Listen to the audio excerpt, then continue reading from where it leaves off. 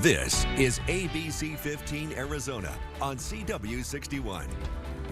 The Omicron variant spreading quickly across the U.S., but should you let your defenses down and get it to build up your immunity? You're playing the odds just as though you were in Las Vegas. All new this morning, an in-depth look at what's at stake for your health if you go actively trying to get COVID.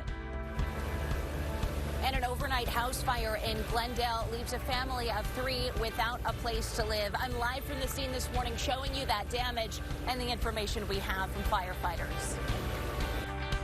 And conflict on Capitol Hill as lawmakers consider 2 voting rights bills. This morning we're breaking down what the legislation means for you.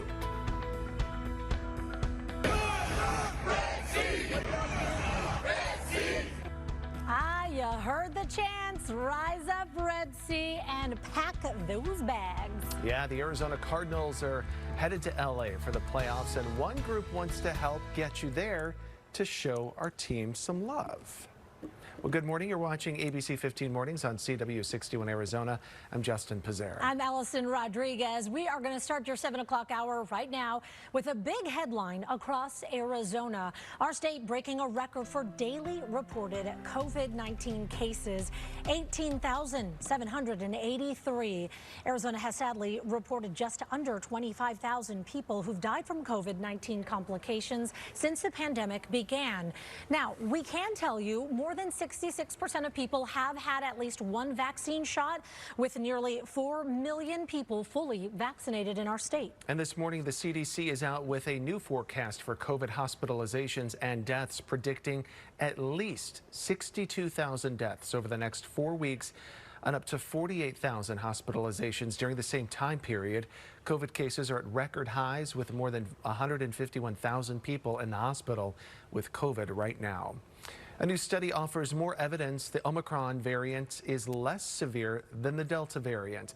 A study from Kaiser Permanente, Southern California, showed Omicron had a 53% reduction in symptomatic hospitalizations compared to the Delta variant. Researchers also found Omicron had a 74% lower risk of intensive care admission and 91% lower risk of death compared to Delta. Well, help will soon be on the way to states overloaded with COVID hospitalizations. Today, President Biden is expected to announce the deployment of teams to 6 more states, including our eastern neighbor, New Mexico. Last month, the Biden administration announcing a federal surge team of 17 doctors and nurses would head down to Yuma Regional Medical Center. And today, President Biden is going to speak with members of that team there about what they've been seeing. Breaking overnight, a family forced out of their home this morning after a fast-moving fire spreads through their house. ABC 15's Amelia Fabiano, she is joining us right now near 51st Avenue and Union Hills. And Amelia, you can see that house severely damaged. Yeah, Justin, we have board-up crews on scene now, making sure that it's secure, because this home is destroyed. In the back, you can see the roof collapsed in, a lot of damage to the chimney there. And right now, this home is unlivable for the family of 3 that lived inside. So we know Phoenix Fire and Glendale Fire both worked to put out this house together, to put out the fire that was here.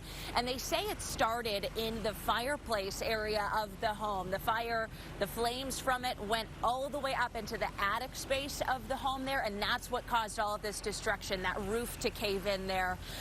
They haven't confirmed what exactly started it, but it probably would be safe to assume that there was a controlled fire originally inside the fireplace, and somehow it got out of control. It is rather cold out here this morning, so it wouldn't be out of the question if the family had built a fire in that fireplace. We also saw a box for Duraflame starter logs in the garage here when it was open earlier. But again, firefighters have yet to confirm that as they're wrapping up their investigation. We do know no one was hurt, so that's such a key piece of this. All of this destruction, family not able to live in the home, but no one was hurt in this fire. If we get any more updates, we'll be sure to let you know.